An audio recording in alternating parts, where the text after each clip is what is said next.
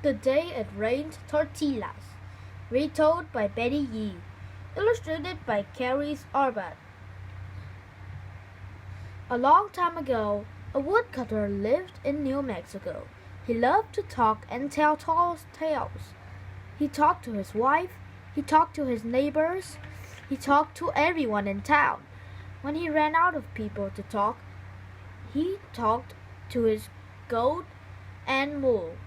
One day, the woodcutter found 3 bags of goats in the forest and took them home. His wife quickly figured out that so much gold could only belong to robbers. She worried that they would find her husband. "Don't worry," the woodcutter said, grinning. "I only told the baker, the butcher, the fish seller, the candlestick maker, and her dollar." He added, "Aye, you took too much. Now the robbers will know we're the ones who had their gold." His wife wailed. "We really need that gold to fix our broken roof," she added, so she came up with a plan. First, she told the woodcutter to hurry in town and buy 100 pounds of flour. Meanwhile, she buried the coins in the backyard. When he returned, she told him the gold disappeared.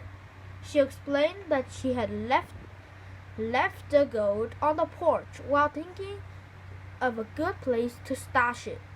Someone must have snatched it then. After her husband went to bed, she cooked pile after pile of tortillas. Then she threw them all around the house. Tortillas covered the floors, were spreading on the kitchen table, and hung from the curtains. In the morning, the woodcutter awoke to see tortillas all over his bed. One even sat on top of his head. His wife yawned, stretched, and then exclaimed, "Aye! It rained tortillas last night. They must have come down on the roof." "Tortillas? How could that be?" the woodcutter asked. "Everyone knows it can rain tortillas," his wife assured him. "Don't you remember learning about it in school?" she asked. "No, I think I'd remember that lesson," he replied. "You better go back to school," she advised. "Who knows what other lessons you failed to learn?" she asked. "I still don't understand how it can rain tortillas," the woodcutter wondered aloud. He looked through a window and was surprised not to see any tortillas.